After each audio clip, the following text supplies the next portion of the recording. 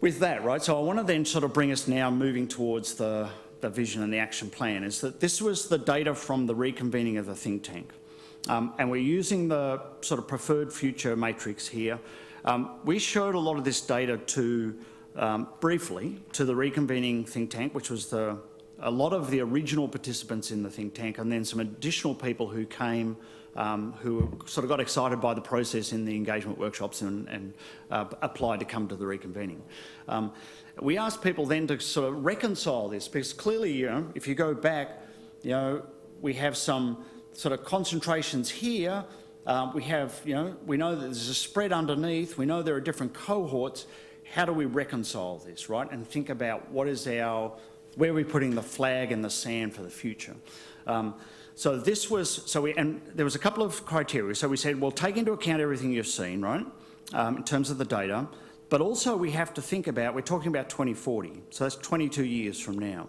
And if you think of those cohort age responses, everybody's going to be 22 years older, and the world will have evolved 22 years. So we know societal values are shifting. We know technology is changing. So how does that change? Where do we peg our future? And so at the reconvening of the think tank, this was the response to that question. You can see again that sort of concentration, you know, right up there in the centre, even upper right, sort of the reinventing sustainability again. So 3 levels of validation, which I think is pretty strong, that we understand where the sort of sense of a preferred future is by the vast majority in the consensus. Not everybody, of course, but by certainly the concentration. We also asked at the reconvening of the think tank about prioritisation around key topics, and we ran this issue of key topics or themes right through the engagement process. We were trying to continually understand the sort of these issues around environmental focus, transportation infrastructure, workforce patterns, economic focus, healthy ageing, nature of tourism, and so on, because these feed directly into the strategic action plan. So we wanted to understand. This was the prioritisation. This is in the community engagement report, and the darker the colour, the bigger the number, is the greatest sort of concentration of prioritisation, you know, the darker being the highest priority. The column on the right-hand side is just the totals across the horizontal line. But you can see that, and we asked people about when do these things need to be acted upon, and there's sort of now 1 to 2 years, 3 to 5, 6 to 10, 11 to 20 and so on. You can see, yeah, a lot of stuff right now or fairly soon, right? And there's a recurrent theme through all the data about this sense of urgency, and I'll show you some of that data like in summary, but there's really a sense of we need to get on with this, right? You know, it's a good time to be thinking about our future, but we need to act on this. And you can see some of the prioritisations there.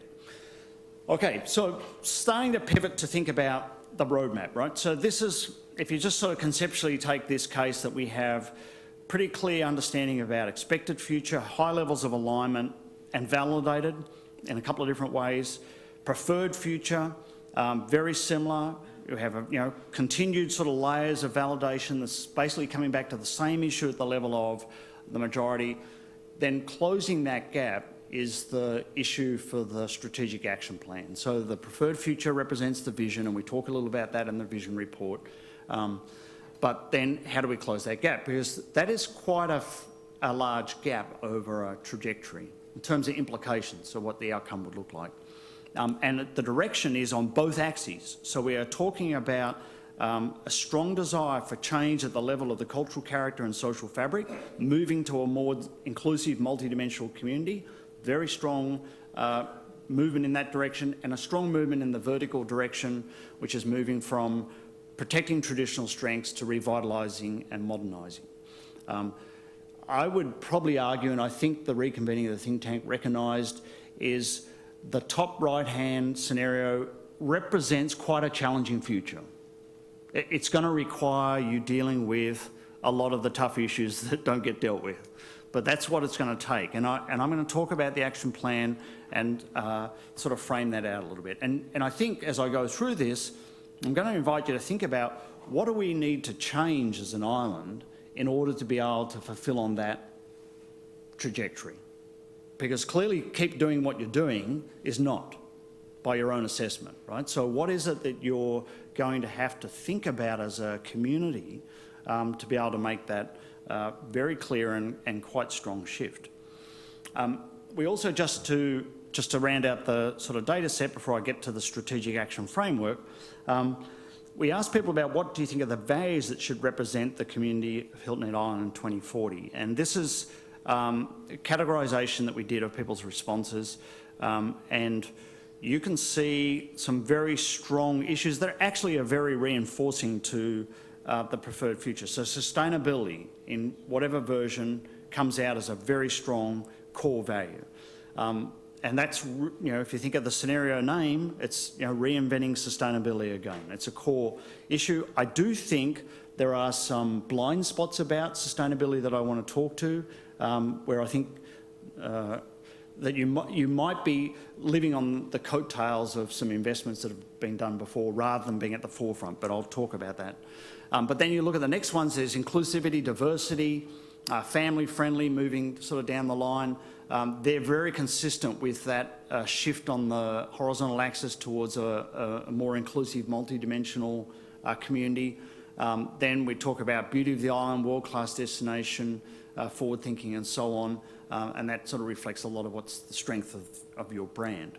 All right, so what we've tried to do, and this is where we sort of move from the data that was produced directly from the community engagement to, as a consultant's report, we think about how do you put all this together in some sort of a sensible plan going forward.